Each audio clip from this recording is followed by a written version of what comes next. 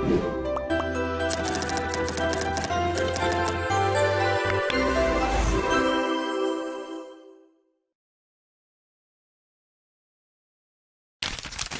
warahmatullahi wabarakatuh, saudara mahasiswa. Pada video tutorial ini kita akan membahas kegiatan belajar satu, yaitu manajemen risiko pertolongan pertama dalam aktivitas luar ruangan. Dalam kegiatan seperti hiking, trekking, camping, halau lintang, jelajah penduara, ataupun simulasi survival, risiko cedera dan kondisi darurat ringan dapat terjadi kapan saja. Peserta bisa terpleset, mengalami lecet, keseleo, kram otot, dehidrasi ringan, pusing, kelelahan, ataupun panik. Namun, yang perlu kita pahami adalah pertolongan pertama bukan hanya tindakan setelah cedera itu terjadi.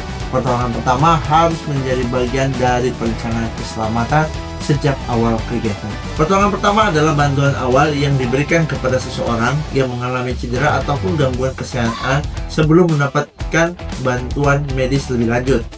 Dalam pendidikan jasmani, pertolongan pertama tidak menggantikan dokter, perawat, ataupun tenaga kesehatan.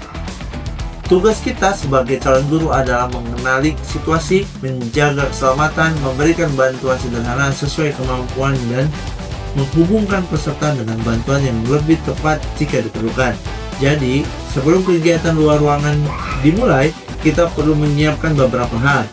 Misalnya, kotak P3K, alat komunikasi, daftar kontak darurat, titik kumpul, jalur evakuasi, dan juga pembagian peran keselamatan. Prinsip pertama dalam pertolongan pertama adalah keselamatan penolong. Jangan langsung mendekati korban tanpa melihat kondisi sekitar.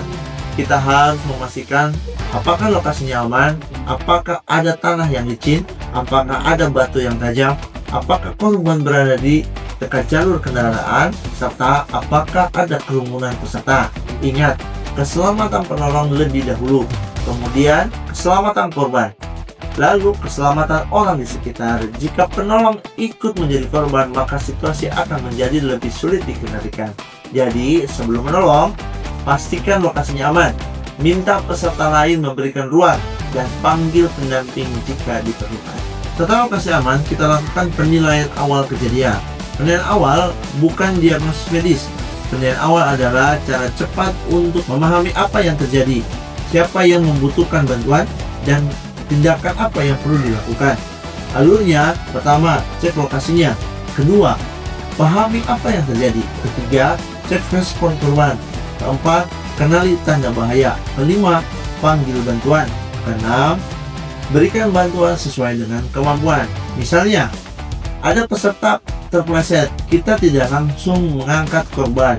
Kita panggil namanya, tanyakan apa yang dirasakan, lihat apakah ada luka, kemudian apakah korban sadar, apakah dapat berbicara, apakah ada nyeri yang berat. Jika korban tidak sadar, sulit bernapas, mengalami pendarahan banyak, cedera pada kepala, nyeri dada, dugaan patah tulang, ataupun kondisi darurat lainnya, maka segera panggil bantuan medis ataupun pihak yang berwenang. Dalam aktivitas ruangan, beberapa cedera ringan sering muncul. Contohnya, lecet karena gesekan sepatu, luka gores karena terkena ranting, keseleo karena salah menapak, kram otot karena kelelahan, dehidrasi ringan karena kurang minum, ataupun panik karena ragu arah. Sebagai calon guru, kita perlu mengenali kemungkinan penyebabnya. Cedera dapat berasal dari lingkungan, seperti tanah yang licin, batu yang tajam, cuaca yang panas, ataupun area yang terlalu ramai.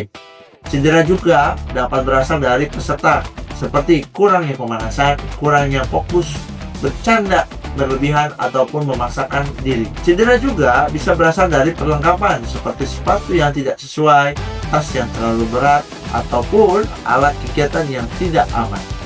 Respon awalnya adalah hentikan aktivitas, bawa peserta ke tempat yang aman, tenangkan korban, gunakan P3K yang sesuai, laporkan kepada pendamping, dan pantau kondisinya. Pertolongan pertama tidak harus dilakukan sendirian.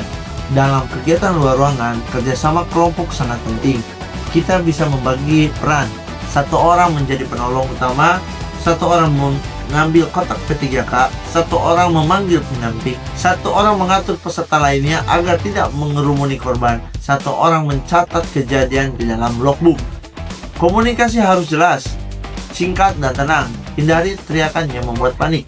Contoh, Instruksi yang bisa digunakan adalah tolong ambil P3K, berikan ruang untuk korban, panggil pendamping, atau catat waktu kejadian. Dengan pembagian peran, pertolongan menjadi lebih tertib dan aman. Setelah kejadian terkendali, jangan lupa mencatat kejadian dalam logbook. Logbook kejadian penting untuk evaluasi keselamatan. Hal yang dapat dicatat meliputi waktu kejadian, lokasi, jenis keluhan, kondisi awal korban, tindakan yang dilakukan, siapa yang membantu, dan keputusan lanjutan. Apakah peserta dapat melanjutkan kegiatan? Apakah perlu istirahat? Apakah perlu untuk dirujuk? Logbook bukan untuk mencari kesalahan peserta. Logbook digunakan untuk memperbaiki kegiatan berikutnya agar lebih aman. Saudara mahasiswa, dari kegiatan belajar satu ini, kita dapat memahami bahwa pertolongan pertama adalah bagian penting dari manajemen risiko. Kita perlu menyiapkan kegiatan sejak awal, memahami prinsip keselamatan penolong, melakukan penilaian awal kejadian, mengenali risiko cedera, membangun komunikasi yang jelas, membagi peran, dan mencatat kejadian dalam logbook.